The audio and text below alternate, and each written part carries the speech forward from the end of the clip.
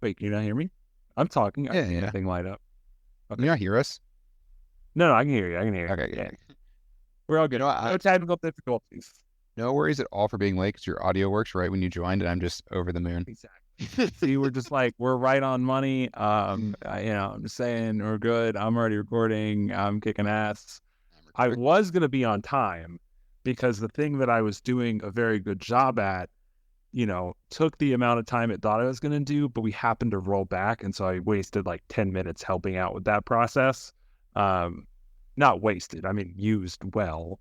But so that is why I was late. I was going to be perfectly on time. I timed it perfectly, and then we rolled back unexpectedly. Anyways, I'm here. Back like in brats. Yeah. Yeah. You're crazy. Or definition of continuous integration. Yes, literally that. We are the, I don't want to say poster child because we could do it better, obviously, because like you can always do it better, but like we are the definition of continuous integration and delivery. It's fun. It is actually, I'm not being sarcastic, it's genuinely fun working on a product that has good. that I don't want to velocity and release cadence.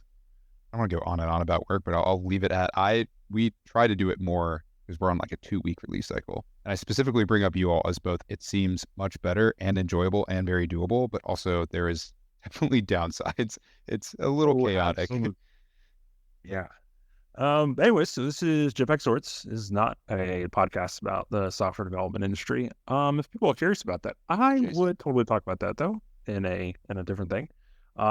This is about video games and video game shit, and I don't know, stuff that happens, and about the people who make video games, people who play video games, the video games themselves that we play, tangentially related things like there's a Legend of Zelda movie coming out, apparently. That is official. That has officially been announced, which we've done a whole episode on like cross-media crossovers. If you're interested in stuff like that, I'd recommend going to give that a listen. I don't have our catalog in front of us, and we've done this for over a year. And so, I don't know, it's one of the like 50-some. But yeah, so that episode exists if you're interested in that type of stuff. Today, I don't have a specific topic. I believe, James, you did, though. Aside from your PS5 is busted as fuck, and Tony doesn't seem to give a shit. It's a nightmare. It's just a money sink of a nightmare that makes me so disappointed. I'm curious on that part. Like, do they even seem to acknowledge it? Like, has Sony? So after my hours of research last night, so just for the audience and just to reiterate for you guys, Spider-Man 2 came out, rave reviews, very good game. I was going to wait a little bit to buy it, but then I went ahead and watched Across the Spider-Verse, the animated Miles Morales, based movie. It's very, very, very good if anybody likes superhero movies or Spider-Man or whatever, or, I mean, obviously if you saw the first one. And so after watching that, I was like, I'm just going to go ahead and buy it. Like, I'm going to buy it eventually anyway, so I might as well have something to play on my days off this week, and it'll, give me something to talk about for the podcast, and I beat Jedi Survivor last week, so I was like, I need something new to play. So I bought it Tuesday night, and then I didn't have a chance to play it for real and like before, or about Tuesday morning actually, and then I didn't have a chance to play it before work. So when I got, off my long shift, came home, started it up, it got through the like studio brand splash screens, like the PlayStation Studio one, the Insomniac one, the Marvel one. And then it did the thing that my PlayStation does on a decent percentage of my PlayStation 5 games when I was looking at my overall library, where it doesn't freeze, but it just hangs on a black screen. And I can still open the overlay, go back to the dashboard. It throws up an error code, but I can't get into the game for real. But yeah, to answer your question, Sony has acknowledged it over the years since the console released, but they say that it's not their problem, essentially. That, like, the issue's not on their end. It's a, like, other software issue. That feels like a bunch of horseshit. Looking through, like, the list of fixes that have helped people, they run the, list of just, like, resetting the console to factory settings, which I've done, to, like, rebuilding the internal database, which I've done multiple times. Some of the fixes include just, like, changing the HDMI port that you're using, or changing the HDMI cable works for some people. Changing the like 4K data transfer rate, I guess. I don't really know what that means, but that's like an option you can change. And that has worked for some people to fix the issue. For one specific person, it seems like changing the controller's speaker volume setting fixed the issue for whatever game they were trying to play. I tried every single possible fix on the Reddit thread that I sent you guys, and none of them have helped. So they suggest setting the output to just 1080p, straight up 1080p. I tried that, didn't work. Yeah. God damn. Dude, only, I wonder if this is on the Reddit thread. The only other thing I can think of, just like in general, in terms of like shit that you could do that like isn't buying a brand new PS5, is I do not buying a new solid state drive and which installing that. That's the only fucking thing I can even like remotely think of that like is a step above like all the other stuff that is not straight up buy a new PS5. Expensive gamble though. Yeah, I mean, $100. So I mean, worst case, you have a solid state drive and you're just using something else. Like, I don't know. The only thing that helped a little bit was, so like when I initially started it late last night, it got through those splash screens and then it hung, on the black screen. And then I had to go back to the dashboard. And then every try after that for like a little bit, maybe like 30 minutes, it wouldn't even do the splash screens. It would just start the game, but then immediately go to the black screen.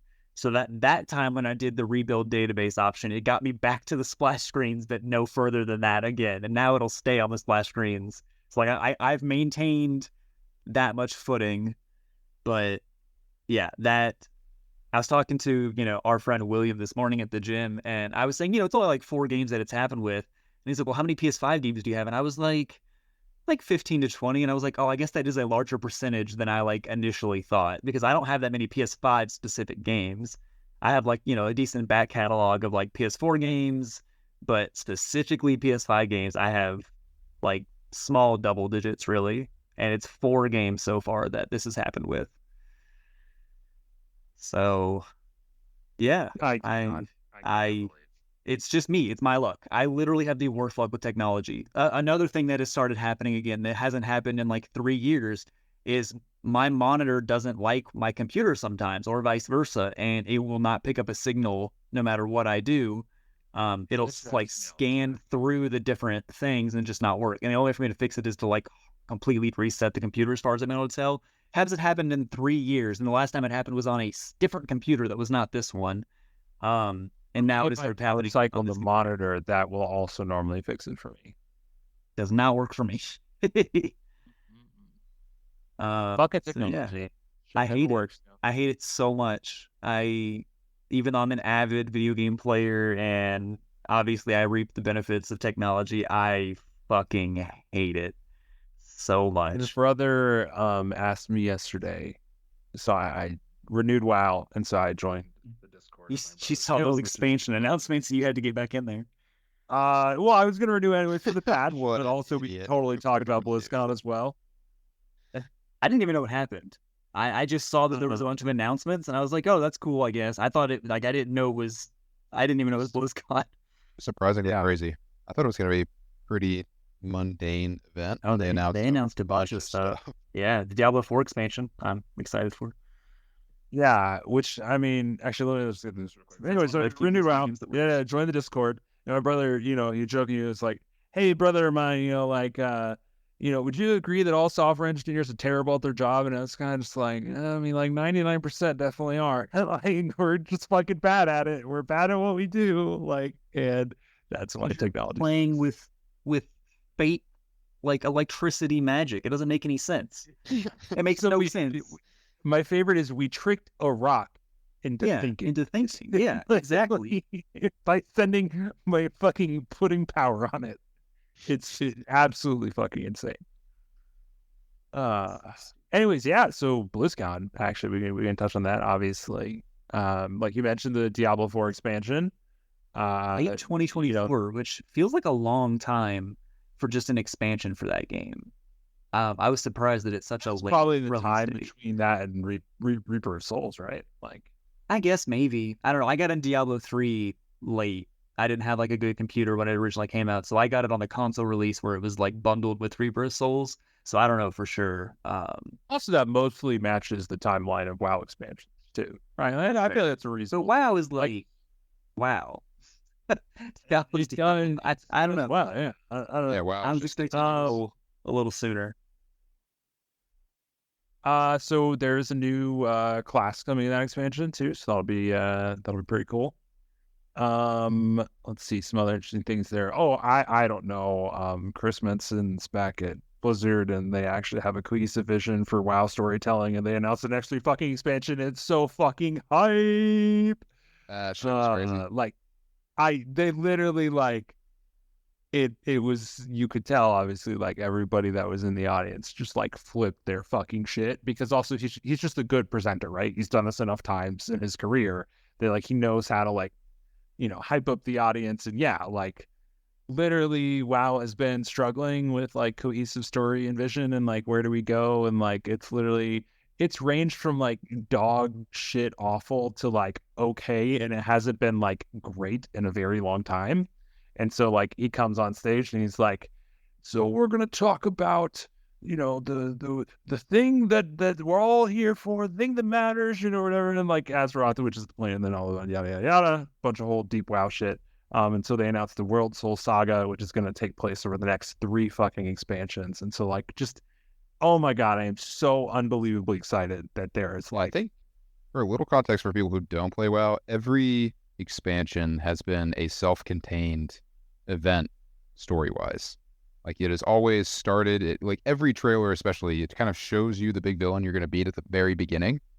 And then you have finished that by the time the expansion is over. And then we are starting like, not a totally independent, but fairly different new story. The last thing, yeah, they leave the tiniest breadcrumb at the end of the previous expansion that they use as a jumping off point into the next one. And sometimes it makes more sense than others. But yeah. So as you mentioned, cinematics. As always, Blizzard has the best cinematic department in the entire fucking industry. Like it's not even fucking close. Like I mean, I guess other people don't want to invest the time and money into doing it because like it is fucking ridiculous how good their cinematics look. Well, also has like their whole in-house team that they've had for a super long time. Like they're just hoarding the industry experts. Which actually someone at work worked on. Oh no, never mind. That's a Warcraft movie, not a Blizzard. But they also worked at Pixar. Anyways, sorry. Go ahead, Becky. What is most crazy about that cinematic, because I do think everybody's getting way better at them, right? Like nobody shows their goddamn games anymore in trailers. They just show you a really, really pretty cinematic that fits the story. But most of them use mocap, especially with humans. Like, you're showing people facial expressions, a lot of detail, all that. The WoW cinematic had no mocap, and it looks the most realistic. Way so more so. Like better than God of War cinematics, which are in and of themselves pretty insane in the level of detail. But those are all mocap. Like the characters look incredibly similar to their actors. It literally looks so real. So I was watching this, whatever day it was, Friday, I guess. And like Susie was out for something or other, and so she comes home in the middle. I was literally watching the cinematic, and she comes home and she literally thought I was watching a show. Which admittedly, like she wasn't like staring at it, right? It was just out of the corner of her eye, right? But like it was a close up on Anduin, and he looks so fucking good in it. It's ridiculous. And so if you like pretty cinematics, totally go watch the War Within cinematic trailer. It's just fucking beautiful. Like it's I will say, like, masterpiece of art. Beautiful, but it's probably the first one where if you don't play WoW, you do not care about the cinematic at all. Like all the previous ones are just cool to look at and like have a nice, fun little self-contained trailer. This one entirely builds on existing story with existing characters that if you are not familiar with, it makes literally no sense. It shows the emotional damage on a character, and so if you don't have that context, then the emotional damage doesn't mean anything to you for sure. So yeah, it is mostly 2 characters standing there talking to each other. Now that I really think about it, even though it's a very cool, and yet it is so stories. Good. But so good. I bet because of that, though, I saw speculation. I bet they release another one because they've started to release more of these types of cinematics that are more artistic and chatty. But I bet they will still release like a more hype launch type trailer like they did with, if you watch none of the others, go watch the Wrath of the Lich King. They just remastered it. The Wrath of the Lich King cinematic. It's so friggin' good. They always are. And again, this like they've always been top tier in the industry. Like literally, like every WoW cinematic, and not just every WoW cinematic, every cinematic for all of their games, all of their big budget games, has always been top tier. And this one is just like again, just the icing on the cake. Like it's the next step. So yeah, literally all their cinematics are gorgeous. It's funny because someone's gonna look this up and they're gonna get an in-game cinematic instead of the pre-rendered one, and they're gonna be like, "Dude, this looks like shit," because WoW looks like shit because it's 19 years old at this point. Yeah, they are. They are They getting did better show at some that, of those too. but they are pretty bad. I just can't believe they got you with it. They're a full year away from launching the expansion, and you resubbed. Tisk, tisk, tisk. Says the fucking person who also resubbed. I played so much. So I was gonna say that I've seen you on so fucking full thing. Because I had and that was one of the things I wanted to chat about today was the cool, kind of coming back and playing more games with playing Armored Core, and it was super cool. And I came back and beat it, played it a fair bit, and it's just an amazing game. It's like one of the best games I've ever played, and that's why I played so much. And then I went back to more or less not playing games, and I've come back to WoW because they had the cinematic and the expansion. I was hyped on it, and they are also releasing new stuff at the same time. And I was like, it'll kind of patch like a very solid new patch, right? Yeah, there's a bunch of stuff, but I mean, in WoW terms, there's new stuff. They didn't remake the game or anything like that. Which they officially said there is more WoW after the 3 expansions. Also, they were kidding. That was such a weird theory. I mean, I was hoping it meant WoW 2, but I think they've more or less dispelled the theory of WoW 2 as well. So I guess we were chatting about it. I would be optimistic for that. It would be cool, but they have no incentive to do it, unfortunately. There's no competitors in the space they need to innovate to compete with. But so to stop boring James and everybody else, they did announce some stuff. It looks cool. Berg and I started hitting that crack pipe again.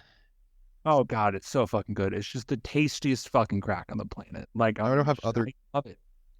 Interesting games to talk about. We just play WoW. It's so good. Everybody should go play WoW. I mean, not really. It's not for people, but I will say it is an excellent time to try it if you are interested in that. Because there's currently a thing with 25% bonus XP. Also, the next expansion would also be good because they're changing the leveling experience, which is 10 out of 10. And the 19th anniversary is sometime later this month, and so that will also have a huge XP boost to help people level. So if you are interested, now is an excellent time to try it. Other things announced at BlizzCon besides Diablo 4 expansion and obviously the next Diablo 4 season, and obviously the WoW expansions. Let's see, new Overwatch hero. If you play Overwatch heroes, they announced one. They showed off, I think, already, but they announced 3. Yes, one is out basically now. Is out. Yeah, who's a big old Samoan guy. He looks fun. But I haven't played it in a while, so I don't know if he's actually. Yeah, I haven't played Overwatch since I don't even know the last time that I've played. I'm assuming every new hero in any hero-based game, he is either really terrible or really overpowered. Sieges. Nowhere in between. It's how Sieges. You typically want to release them a little overpowered so they can actually shine a little bit because they're going into a pool where everybody's going to be a new player at that, and you're going up against heroes where the players are very experienced because they've been playing them for games like Overwatch hundreds of hours. They need a little bit of an edge to compete with your 1,000-hour oh my God, I can't even think of an Overwatch character. Tracer. There you go. Yeah, the fucking poster girl of that was the character I had in my mind. It's how can I not remember her name? Let's see. So not as exciting, the least exciting of all the things. Warcraft Rumble, a mobile game in the Warcraft universe, came out. I'm curious, Packy, actually, so you played it while WoW was having maintenance yesterday. Thoughts? This I hope shows everyone my bias when I think about games, because I started playing it first and I thought it was fine. I didn't think it was anything special if you played mobile games like it. It has lanes and you drop units as your energy comes in. That's what the game is. Masquerade as an RTS. It is really a build up your team in the menu beforehand and then just drop things and then you just synergize and work. There is no strategy as you actively play it, or at least very, very little. You get a little bit more specifically around the economy. Like going for gold has been very important, it turns out, because you will get fucked if they get all the gold and you don't. Yeah, that is true. There is a little bit there, but I don't think it's mostly still a mobile game. I played it to level 9 and thought it was inoffensive, and then I played the first PvP game and got stomped, and I was like, this game sucks. What? You won 3 of my 4 PvP games. How'd you lose your first one, you fucking noob? Well, I got somebody who had the healer, and I had a bad character. They won because the healer was so much better. That's fair. Yeah, I picked Tyrion Fortring as my first guy. So guess who I got stomped by? I made the other choice. Maybe because you have no context to who's good, and that's what my point is. Oh, absolutely, yeah. Inherently equal, like the heroes are equal, and so it's like, do I have the right comp that just works right now? That might not work in the next patch, and so it just feels very RNG for pretty committed choices. Well, and it sucks for like for PvP, it's literally just luck of the draw, right? Because you pick beforehand, and that's fucking it. Whereas like PvE, it's like you can do the mission, die, and be like, oh, it's this boss does these mechanics. Let me switch my my army to like account for like the mechanics of this boss in this map, like where the gold is, stuff like that. And which I've done many times. Like I've lost missions, made the change to the army, replay the mission, and beat it. Which is like, okay, cool. I can like pretend that like I'm using my brain, even though I'm fucking not, like you said.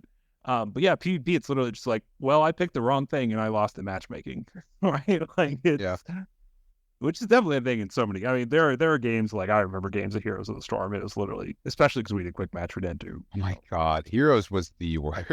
Heroes. It was literally, you see the loading screen. Well, we lost. You haven't even loaded in. You just see the enemy team. You're like, GG, the end. Like, it's all 5v5s with like that are hero ability, 4 ability based. You just load it up. I will never forget. It was early into League of Legends where it was the same way. For a friend of ours, like we're just loading up. He's like, "Wow, I've never lost in Champion Select before." And it's just and that I've continued to lose in Champion Select and on loading screens ever since. It's like they have 2 tanks and a healer. We have 3 healers and 2 damage. A loss it is today, gentlemen. And then you get the 1 out of 100 of those where somehow your 3 healer combination works, and it's fucking insane, and it makes no sense at all, and it makes the 99 other losses worth it, except not really. In the moment, it made those other losses worth it. You also just have people who are overwhelmingly good, right? Like sometimes you just outscale them, and that is awesome.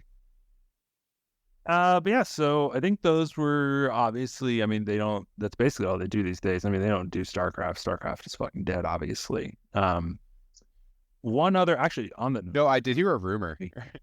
I did hear they might bring StarCraft back, but not as an RTS. Oh, God. Exactly. So that is an old rumor. Execute me now. Like, was it like an FPS or a third-person shooter or something? Like FPS. I feel like this is. StarCraft Ghost is a very old. That's the thing, one, and that was going to be a shooter in like the 90s. That rumor where. That's where I think that was about Nova, right? I think the character Nova was gonna be her game. The interesting kind of thing about the only mention I remember of StarCraft in the thing was actually when Phil Spencer, who just acquired them, got on stage. They just had him on for like 2 minutes at the beginning, say his piece or whatever. And actually, he mentioned StarCraft, which is kind of interesting because like he's also old enough. Like he probably played the original, like in his like not prime because he's not that fucking old, right? But like I'm sure he played a shit ton of like the original growing up. Or at least has StarCraft used to be the biggest one of all of them. Yeah. Yeah, so he mentioned it, he had like, I don't know, 2 minutes on there. And I gotta admit, I was actually surprised at how warm the reception of him seemed to be. I very much assumed that people would be grumbly in the audience or like rolling their eyes or whatever, but like, because nobody likes Microsoft. Like no one likes it when the big corporation buys another big corporation, like for good reason. And so like I just assumed that like especially those people like the hardest core fans would be very much in the like don't like get your hands off my shit type camp. But they seem to be all very enthusiastic and warm welcoming of it, which was I think unless you get cool. acquired by EA, most people just associate it with what gets spammed on the internet, which is, oh boy, a bunch of money is flowing into our game now, so it will be better necessarily, which isn't always the case, but yeah, is not optimistic. definitely not always true. So, yeah, that was basically BlizzCon. Seriously, 3 expansions, World Soul Saga. So excited for WoW. Literally haven't been this excited for WoW in a very long time. Oh, also Season of Discovery was very interesting, which is a new season of WoW Classic, which is vanilla, but they're capping the levels in bands. So when it launches, it's going to be you can only go to 25 instead of 60. And then they're also basically adding abilities from future WoW expansions to it. So like maybe it won't suck major fucking asshole because vanilla WoW sucks major fucking asshole. And anybody who says otherwise is fucking wrong and blinded by nostalgia and hasn't played retail because vanilla WoW sucks. It's fucking terrible. But Season of Discovery actually sounded interesting in just the concept of like adding new abilities to the garbage cesspit that vanilla WoW is, combined with not having to go from 1 to 60 because going from 1 to 60 is so unpleasant. It is the most unpleasant leveling experience in all of WoW in any expansion.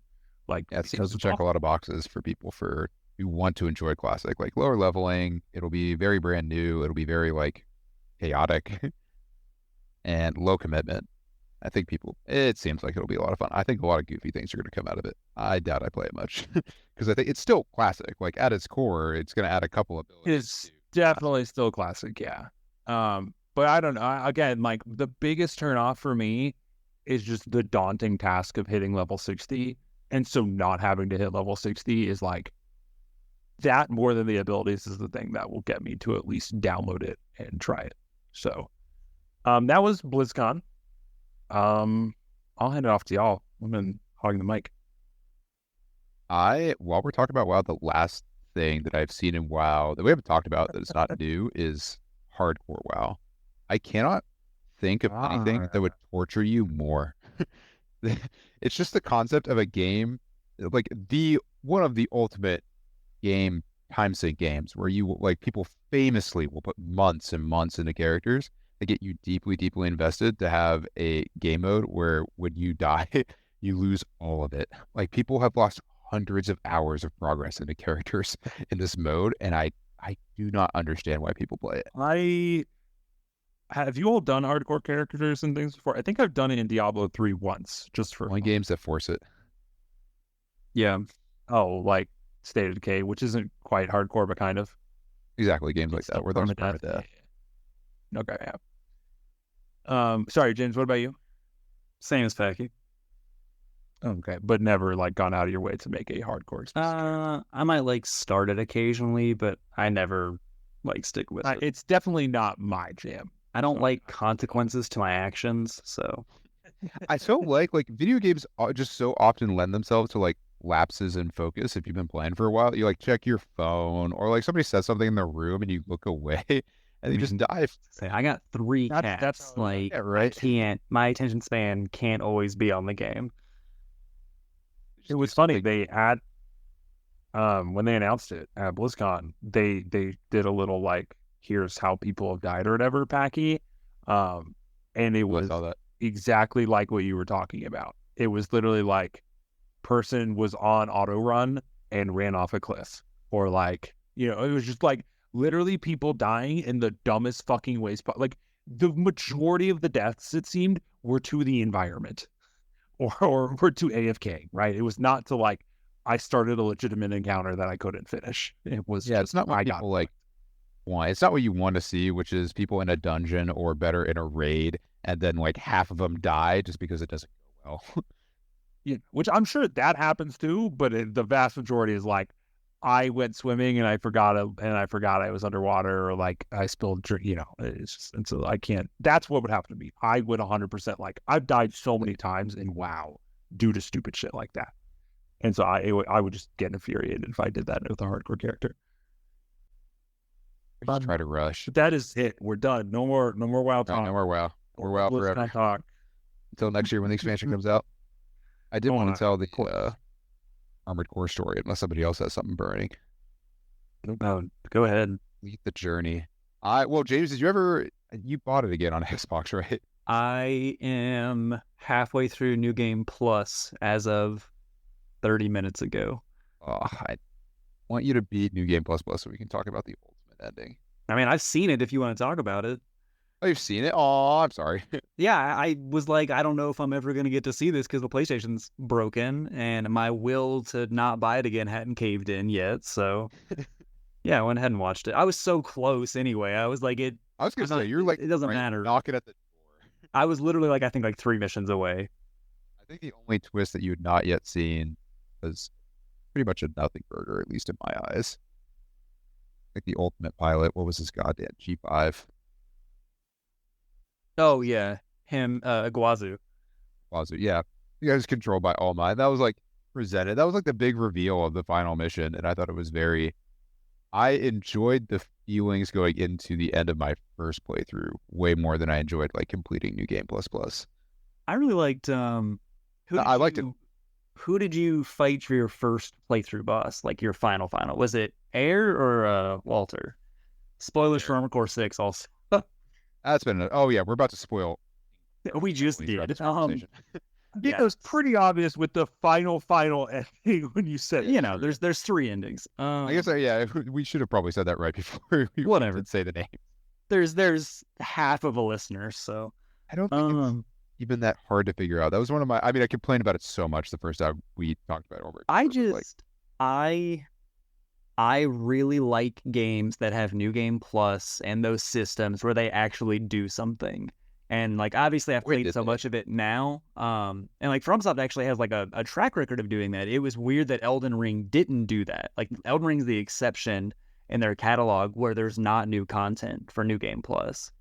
So I was very glad that they brought that back for Armored Core. But yeah, I really like the slow burn of All Mind's story and how All Mind becomes like a way bigger thing, obviously by the third playthrough, and becomes like the ultimate thing by the third playthrough. I really like that game's like the progression from the first to the final, the third playthrough. But I was gonna say I did the air fight. I think either this morning or last night. I can't remember. I guess it was this morning because I didn't get to. I was doing Spider-Man 2 bullshit last night, trying to get that fixed. But I'm looking forward to doing the Walter fight again because the Walter fight's just fucking. It's wild. His fight is insane. And I've seen the final fight for the third ending, and the fact that like FromSoft does the classic FromSoft thing where they throw boss enemies at you as just normal enemies in like another encounter. They do that in like all the Souls games, or like I can think of like specifically like Dark Souls, the first one. Like you fight the like the Capra demon, who's like a goat-headed man demon, as like a boss in Dark Souls, and then by the end of the game, he is just a standard mob. There's like you'll fight like 3 of them at once. It's just a standard enemy. And FromSoft does the same thing with Armored Core, where like you fight the sea spider, and then in the final like boss fight, there's like 3 of them that you have to fight in addition to the boss. I was like, what? That's ridiculous. It looks super intimidating because yeah, it's essentially. Oh, I know. I watched the video of it, and the person playing just rolled it. Like it was not that bad, but it's such a good like power fantasy thing. Like even me playing, just like going back through it on like the 2 playthroughs I'm in the middle of right now, like being able to just drop Balteus in about 2 minutes is so satisfying. When I remember when I first started it, I was like, man, Balteus is hard, but like dropping him so quickly now is just. It's so satisfying. I do think that's the main thing. I don't think the challenge kind of continues to steadily grow up, but as you both get way better at the game, because I definitely did give enough credit to better, not just better, but like way more flexibility. Like I had several different points clearing the game where I rebuilt in a way that completely invalidated the mission. Yeah, like we're talking about easily the hardest one. If you just roll in with your whatever regular build. Is in New Game Plus Plus, they're going to throw. It's really cool. You do the same mission twice in a row, defending this big walker, and then the third time in a row. Oh my god, that's the hardest mission in the game by far. Is that New Game Plus Strider mission is absolutely the hardest mission in the game out of nowhere.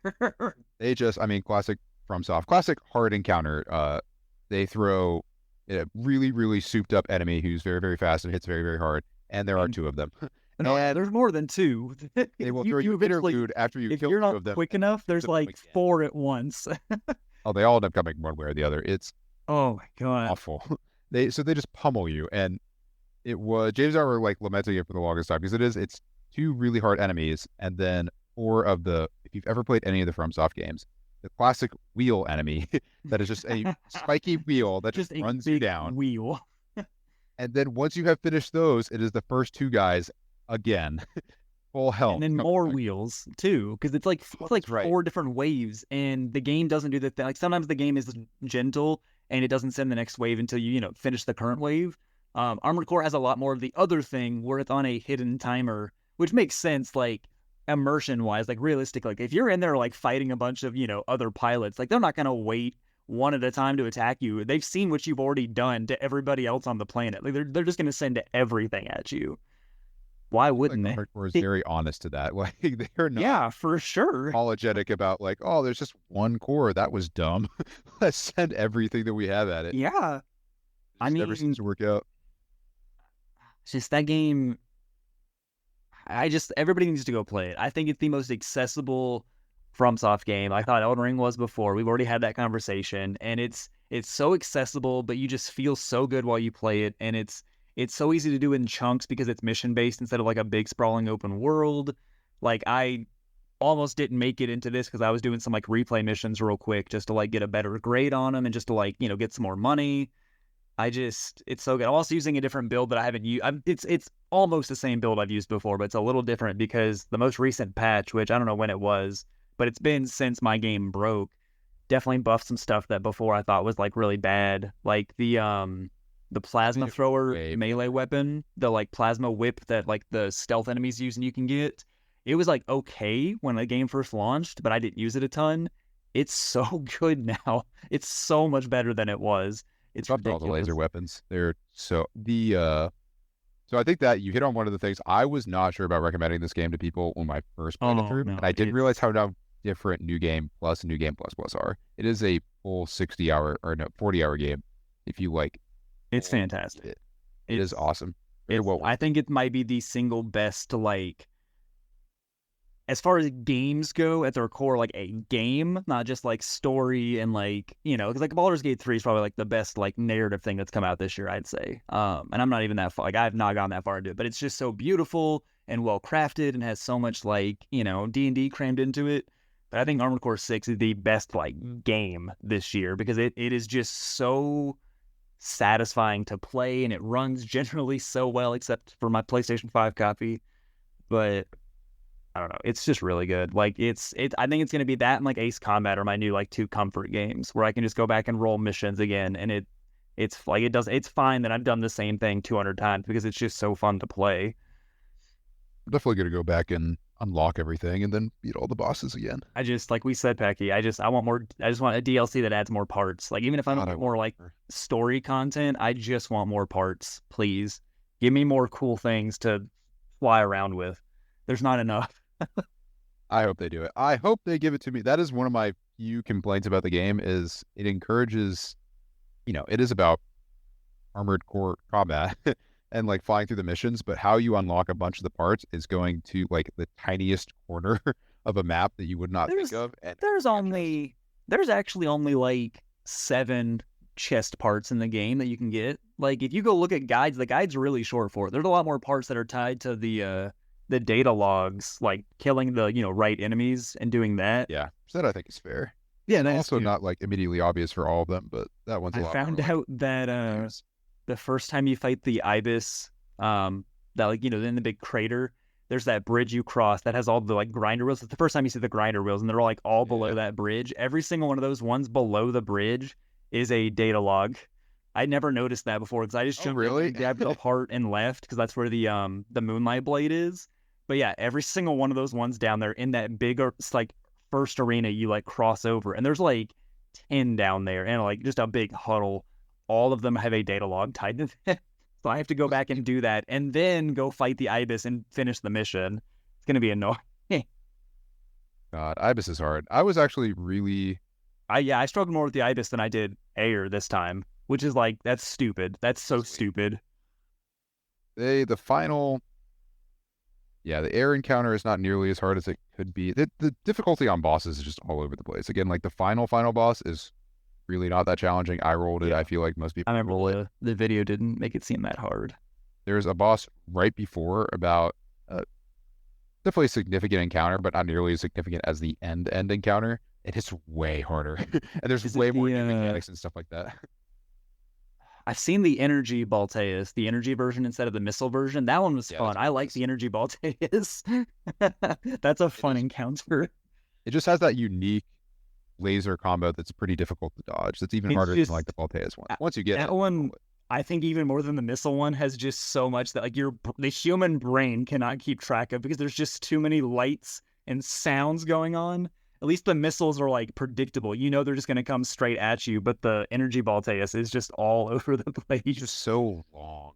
Like you feel like you've dodged it and then it does another slash. Yeah, and it does another one. As opposed to the missiles. Yeah, you just see the massive cloud of them and you're like, oh. And then you dodge them for about I a mean, second. missile clouds are classic anime mecha though. That's I mean, Balteus I think is the most classic fight in that game. Like I for think it does the best job though of like it should because he goes far away before he does it, so you see Yeah, the he full does. spectacle before. oh, it it's comes it's to I you. know. I wish They do that. you as the player could do the same thing back. Oh my God, right? The missiles are a little underwhelming, though. That They is one of are. those you invalidate. Like the tank enemies, if you just go oops all missiles, like those builds obliterate the tanks. Yeah, Like they have for sure. Anyway, that was my like. I came back because I ended at the point right before Ibis the first time. Mm-hmm. When I put it down, I went to Labor Day weekend and I hurt my hand. Yeah. So I couldn't play for a month and I came back. And I think it was mostly the balancing patch was huge for making more than just a few builds viable for everything. Yeah, I'd say so. It nerfed some of my favorite, like the plasma missiles are not good anymore. They were like such a good like Yeah. jack of all trades, solid choice, and they were light. They did good damage. They are garbage now, and I was like, what the fuck? These were so usable before. There's like the laser turrets and I can't remember what they call the funnels, the laser somethings. Just drones. Yeah, all the drones are solid, and they were solid better. before, but they're way better now too. So yeah, for sure. It used to be pretty like mediocre. You know, they have their value of like they're going to go, they're automatic. They will always get their hits. Yeah. Really good for fast enemies, but now they hit like must be twice as many times and harder. And and the laser turrets, dude. The laser turrets are the new cheese. I haven't seen if they've nerfed them since, but like if you get set up in those little arenas that they put some of the hardest boss fights in, like you just destroy. Yeah, It is not for sure. close. I mean, I'm still using my dual impact pistols, either like the actual pistols or the needle pistols, and then just going in for melee, and it's still the most viable strategy in the game. Like I don't even have to use the I still do use the songbird a little bit occasionally, like on harder things, but just doing the dual needle pistols, and now I've been using the plasma thrower because it's way better than it was. It's so great. The pile bunker is not as good as it was. It's still good, but it's not as good as it was. Yeah, just a few that were like overwhelming for their category: melee, automatic weapons, explosives. They definitely brought them down that little bit, and then they brought more importantly everything else up. So like I did long range builds, which used to feel terrible, and now they're pretty solid. It's still not as good as long range and Chrome Hounds. Chrome Hounds had actual sniper rifles with scopes. You could be across the map taking people down. The only limit was the draw distance because that was the Xbox 360. Yeah, I'm not surprised they didn't bring that back. No, I bring it back. Bring Chrome Hounds back.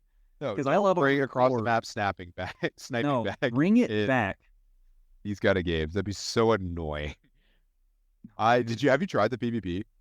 No, I've not. I was gonna try to do it with Jacob and our friend Jordy that I was talking about having on the podcast, but they're so hard to nail down to get to do anything. And then of course my PS5 copy broke, and that's the copy they have. So be fun if coordinated. It is chaos, and man, do you die fast. Oh, I'm sure. I 100% believe it. It's that weird like dance of everybody's kind of like on the skating around each other's ranges, poke, and then finally one person commits and everybody swarms. Yep. It's fun, but there are definitely there's clearly some meta. Like in every game that I had, there was one person who just like absolutely dominated. Like it was just close. Get the songbirds and no, the stuff beyond that. Like PvE doesn't seem nearly as good.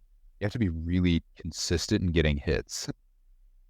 I feel like I don't know, just like from the single player experience, but I feel like because I feel like a lot of people they're not good at staying off the ground. Like I know I struggle staying off the ground sometimes, and I feel like if you can just jump above them and then songbird down, you can probably fuck people up. But I haven't tried it yet. So That was my strat. I wanted to go high up in the air and then cheese it and float and spray missiles like a jerk. yeah, And they hunted me down fast. they brought me right down to earth and Okay. meleeed me to death. of course. Melee builds they're the most fun. I love playing that game as a light armor dual pistol melee build. It's so satisfying. If I could give anybody the starting tip, which probably not doesn't make too much sense to give you a starting tip after giving endgame spoilers, but we'll give it a go. I would highly recommend starting with the light builds. Like they're so much fun. They're very high risk, high reward, but they're just really satisfying to play. Don't give up the pulse blade. It's the best overall weapon in the game. Now, that is weirdly true. It's the best, like just best all situational weapon in that game. It's good against the like pulse armor. It's good against regular, just whatever. It's got great hit detection. It charges fast. It recharges fast. It's got infinite ammo because it's a melee weapon. Pulse blade, it's the first weapon they give you, and it's great. It's a lot less committal than a lot of the other melee weapons, which makes it really good. And it doesn't like sacrifice damage for that. That's why You just got to use the right boosters. That's one thing I've realized too, is having the right boosters for melee combat makes them so much more viable. And then you can action cancel really easily with melee weapons, which means you can get some great mobility. Yeah, that was one of the things I think that made, so I really like thought the game was very hard in the first playthrough. And then I came back and I was so ready to like grind. I mean, if you heard me talking about it a little bit going into it, I thought it was going to be a huge grind. Like I wasn't going to be able to finish the game potentially by the end of the year, beating New Game Plus and New Game Plus Plus. Thinking it would be so much harder. And there are definitely way harder encounters, but yeah, you get so much better at building, at strategizing, and then at just actually playing the game. Like you're. Like I said, it's the most accessible FromSoft game. It doesn't seem like it would be because it's very niche, even more niche technically than their entire other catalog, but it's extremely accessible. It's definitely one of the few where, well, I guess you can do it with any boss. You like Google it, but I feel like it has, which I did not, there's only one. It was only the two tanks that I Googled. I did not come up with a missile build myself. Someone was like, try missiles, you'll obliterate them. But I think if you were struggling with something, like you could so easily, someone would be like, yeah, just build it this way and strategize this way, and you will. Yeah. There's always a strategy that is pretty easy to execute that will win. Yeah, for sure. It has its ups and downs. You can also just completely outskill these bosses with a melee weapon. Like melee. Melee's the best. I don't use the shield at all. Fuck the shields. You just got to get in there and dodge. I barely use the melees. I always do like a close range rapid fire. So it's fun. Dual needle pistols, swap over to whatever melee weapon I'm feeling, and just dodge everything.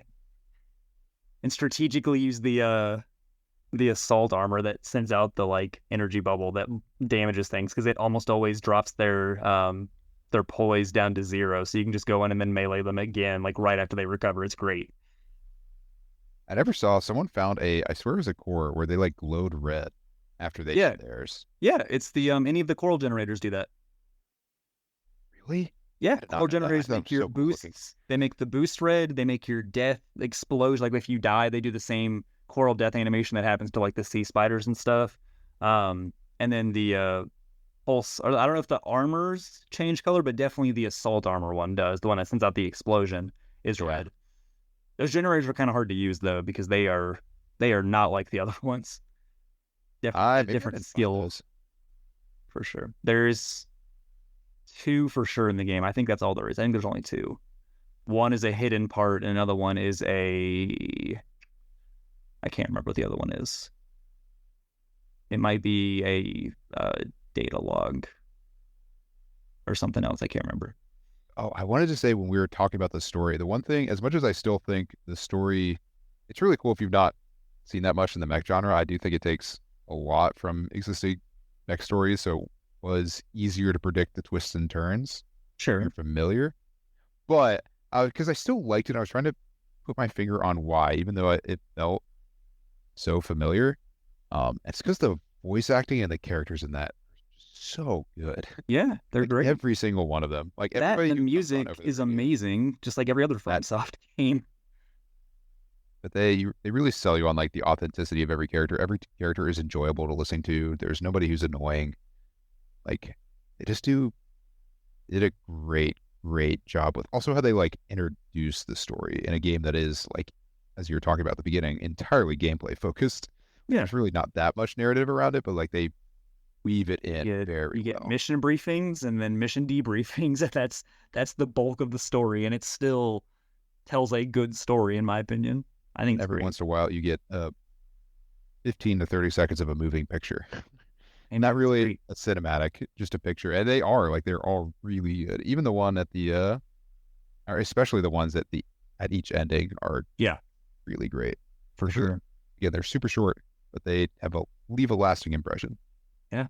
I mean, I think it's phenomenal. It's fantastic. Like I said, I highly it's recommend playing for it to be in the same category as like Ace Combat 6 for me is a big praise. It's a game that I can go into, and no matter how many times I've played it, still have a lot of fun. It's so good. FromSoft actually, I think, just started a bunch of hiring also. I think on paper, supposedly for the Elden Ring expansion, Shadow of the Retreat, but either way, I'm happy for them to have more staff because that means hopefully we'll get more and more products because I love FromSoft. I went from somebody who like appreciated them. Something else besides but- the X-Pack. If it's Must be. more higher. I mean, sure, but that's the next big thing they've got like officially announced. Obviously, we're all hopeful for a Bloodborne remastered or sequel. Speaking of Ace Combat, actually, Yeah. since you rebought it on Xbox, have you tried it with your HOTAS? Does it work or does it have support for Ace it? Combat or Armored Core? Armored Core. I have not tried Armored Core yet. Yeah, I I don't actually know if it supports it. I feel like it doesn't. Because there's like I feel like you jump a lot, but there's not a lot of like Dropping. light. Wait, the fight stick pack? Be weird for Armored Core. Armored Core doesn't feel like it lends itself as well because it's so spazzy. I don't know. Maybe that's just me. I feel like you're flipping directions so frequently that like a full flight stick wouldn't be it'd be too much motion for the stick. You're jerking it back and forth all the time.